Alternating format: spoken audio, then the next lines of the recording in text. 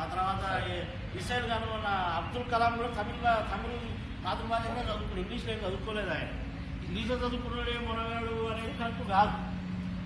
అదేంటంటే మన మీద రుద్దపడింది.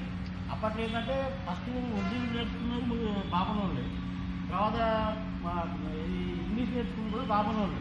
అది ఇంగ్లీష్ నేర్చుకున్న గొప్పోడు, ఇంగ్లీష్ వచ్చినోడు ఫస్ట్ సంస్కృతం వచ్చినోడు గొప్పోడు, పండితుల భాష.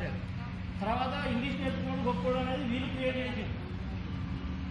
చేసి వాళ్ళ గొప్పతనం కోసం ఇంకా సినిమాలో పోతే కూడా అమెరికాలో కానీ సినిమాలు తీస్తారు. అంటే వీడున్నదంతా అవలగారు, అమెరికా పోయిన పెద్ద మొలగాడు. సినిమాలో కూడా అమెరికా సంబంధం ఏం సంబంధం ఎవరికి ఇస్తారు, నాకు అమెరికా సంబంధం అయినా కాదని నేను నీతో వస్తున్నా నేను అని చెప్తారు సినిమాలో. అది పెద్ద అమెరికా పెద్ద మొనగాడైనట్టు మనమంతా అవలగాలమైనట్టు. అంటే ఆ ఫస్ట్ నుంచి కూడా అది మన మీద రుద్దపడ్డది. అదే దాన్ని ఈరోజు ఇక్కడ ఉన్నటువంటి హిందూ మతం మీద కోపం కావచ్చు, అగ్రకులాల మీద కోపం కావచ్చు, దాన్ని పట్టుకొని ఈ దళిత బహుజనులు మాకు ఇంగ్లీష్ కావాలని ప్రజలు పెట్టి ఆ ఇంగ్లీష్ వల్ల ఇంగ్లీష్ వల్ల కూడా మనం ఏమైనా లాభపడడం అంటే ఇప్పటికీ ఇంగ్లీష్ వల్ల టాప్ విద్యా సంస్థలు కానీ హాస్పిటల్ కానీ పైన వచ్చే ఉద్యోగాలు మొత్తం ఏమైనా ఉన్నాయి. మళ్ళీ వాళ్ళు ఉన్నారు కదా, అంటే ఇంగ్లీష్ని ఎంకరేజ్ చేయడం అంటే మళ్ళీ వాళ్ళ గుత్తాధిపత్యాన్ని మనం మీరే మునగాలి మీతో అయితే మీరు మీ అంతా మేము చేయలేము, మాకు సరిగ్గా భాష రాదు, యాస రాదు, మేమంతా అవలగాలం అని చెప్పుకోవడమే అండి. నేను ద్రవిడనాడు అనే ఒక ఆర్గనైజేషన్కు జాతీయ అధ్యక్షుడిని. ఈరోజు ద్రవిడ భాషలను సంరక్షించాలి, ద్రవిడ భాషలను పరిరక్షించాలని చెప్పేసి మేము ఒక కార్యక్రమాన్ని చేపట్టినాం.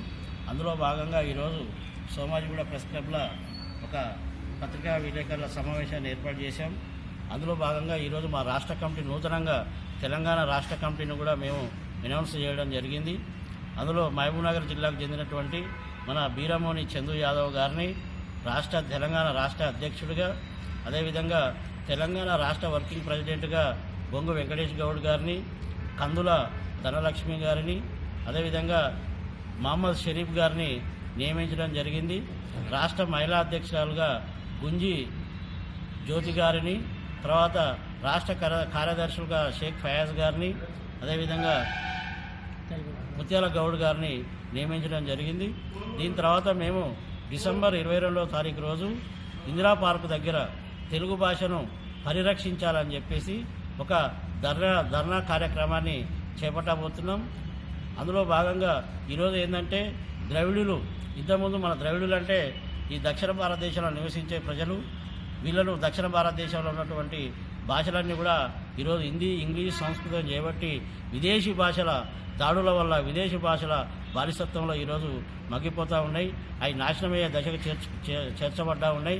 కాబట్టి ఈ తెలుగు రాష్ట్రాలలో తప్పకుండా తెలుగు భాషను అన్ని విధాలల్లో పరిపాలన, న్యాయ విభాగాలలో, కోర్టు తీర్పులల్లో, అదేవిధంగా విద్యా బోధనలో, ప్రార్థనా మందిరాలల్లో, అదేవిధంగా మత సంబంధమైనటువంటి మదర్సాలు, తర్వాత వేద పాఠశాలలు, బైబిల్ కళాశాలలో కూడా తప్పకుండా తెలుగులోనే చదవాలనే నిబంధనలు ప్రభుత్వం విధించాలని చెప్పేసి మేము పోరాటం చేస్తూ ఉన్నాం.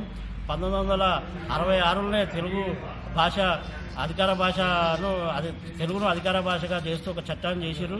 దాని ప్రకారం ఏంటంటే ప్రభుత్వ అధికారిక కార్యక్రమాలు, లేఖలు, ఉత్తర్వులు, ఆదేశాలు, సంతకాలు, ఆధార్ పట్టీలు, తర్వాత అభివృద్ధి కార్యక్రమ ప్రారంభోత్సవాలు, నామపలకాలు, శిలాపలకాలు అన్నింటిలో కూడా తప్పనిసరిగా తెలుగు ఉపయోగించాలని జీవో నెంబర్ 86ను కూడా విడుదల చేయడం జరిగింది. కానీ ఎక్కడ కూడా అది తెలుగు రాష్ట్రాలలో అమలు కావట్లేదు. ఈరోజు ఇంగ్లీష్ చదివితేనే ఉపాధి దొరుకుతుంది, ఇంగ్లీష్ చదివితేనే ఆ ఇంగ్లీష్ అంతర్జాతీయ భాష, ఇంగ్లీష్ చదివితేనే ఆర్థికంగా కూడా ఎదుగుతారనే ఒక దుష్ప్రచారాన్ని ఈరోజు మన తెలుగు ప్రజల మీద రుద్దబడింది, ద్రవిడుల మీద రుద్దబడుతూ ఉన్నది. దీన్ని మేము ద్రవిడనాడుగా తీవ్రంగా వ్యతిరేకిస్తూ ఉన్నాం. తప్పకుండా తెలుగు రాష్ట్రాలలో జీవించేవారు ఎవరైనా సరే తప్పకుండా తెలుగులోనే మాట్లాడాలి, తెలుగులోనే రాయాలి. కేజీ నుండి పీజీ వరకు కూడా తెలుగులోనే చదవాలంటున్నాం. అదేవిధంగా నరేంద్ర మోడీ కూడా రెండోసారి ప్రధానమంత్రి అయినాక పూర్తిస్థాయి బలంతో అధికారంలోకి వచ్చిన తర్వాత హిందీని బలవంతంగా, సంస్కృతాన్ని బలవంతంగా ద్రవిడుల మీద రుద్దడానికి 2020 నూతన విద్యా విధానం ప్రకారం 3 సంవత్సరాల నుంచి 8 సంవత్సరాల పిల్లలు తప్పకుండా 3 భాషలు నేర్చుకోవాలని ఒక త్రిభాషా విధానాన్ని తీసుకురావడం జరిగింది. దీని ప్రకారం తప్పకుండా హిందీని ద్రవిడుల మీద రుద్దాలని ప్రయత్నం చేస్తూ ఉన్నారు. దీన్ని మేము వ్యతిరేకిస్తూ ఉన్నాం. ఇప్పుడు హిందీకి సంస్కృతానికి 620 కోట్లు అభివృద్ధికి కేటాయించి కేవలం ద్రవిడ భాషలకు మాత్రం కేవలం 20 కోట్లే, తమిళ, కన్నడ, మలయాళ భాషలకు 20 కోట్లే కేటాయించాడు. వాస్తవంగా 500 సంవత్సరాల క్రితం ఇంగ్లీష్ భాష అనేది లేదు, 400 సంవత్సరాల క్రితం హిందీ భాష అనేది లేదు. కానీ ఈ తెలుగు భాష అనేది 2400 సంవత్సరాల ప్రాచీన భాష. ఫస్ట్ నుంచి కూడా తెలుగు భాషకు అన్యాయం జరుగుతూ ఉన్నది. ఇంతకుముందు ఈ రాజుల పరిపాలనలో ఈ సాహిత్య భాషగా, పండితుల భాషగా సంస్కృతం ఉండేది, తర్వాత రాజుల భాషగా ప్రాకృతం ఉండేది. కానీ స్థానిక ప్రజలు మాట్లాడే తెలుగు ఎప్పుడు కూడా వాడుక భాష ఎప్పుడు కూడా సాహిత్యంలో లేదు. తర్వాత ఆంగ్లేయుల పరిపాలనలో ఇంగ్లీష్ అధికార భాషగా ఉన్నది, ముస్లింల పరిపాలన ఉర్దూ అధికార భాషగా ఉన్నది. తెలుగుకు అన్యాయం జరుగుతూ ఉన్నది. గిడుగు రామమూర్తి అనేట ఒక ఆయన భాష ఉన్నదో ప్రజలు మాట్లాడే వాడుక భాషను పాఠ్యాంశాలలో చేర్చాలని 1905 నుంచి 1910 మధ్యలో తీవ్రంగా పోరాటం చేస్తే కానీ అప్పుడు కానీ తెలుగును పాఠ్యాంశాల్లో చేర్చలేదు. ఆ పాఠ్యాంశాల్లో చేర్చింది కూడా ఇది కృష్ణా గోదావరి భాషనే చేర్చారు. కానీ తెలంగాణలో ఒక యాస ఉన్నది, ఒక మాండలికం ఉన్నది. అదేవిధంగా ఉత్తర తెలంగాణలో కళింగాంధ్ర మాట్లాడతారు, కోస్తాంధ్రలో సాగరాంధ్ర మాట్లాడతారు, ఇక్కడ తెలంగాణ మాట్లాడతారు, రాయలసీమ భాష మాట్లాడతారు.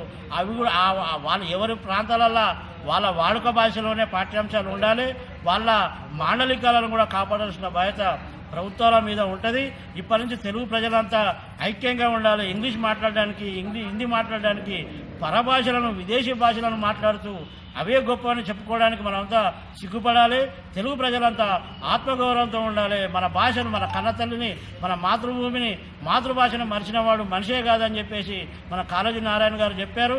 అదేవిధంగా ప్రజల వాడుక భాషను అన్ని విధాలు ఉండాలని చెప్పారు. అదేవిధంగా అధికార భాషా చట్టాన్ని కూడా తప్పకుండా అమలు చేసి తెలుగును కంపల్సరీ తప్పకుండా అమలు చేయాల్సిన బాధ్యత ప్రభుత్వం మీద ఉంది. అది అమలయ్యేంత వరకు కూడా ద్రవిడ నాడు తీవ్రంగా పోరాడుతుందని చెప్పేసి తెలియజేస్తాం. Thank you sir.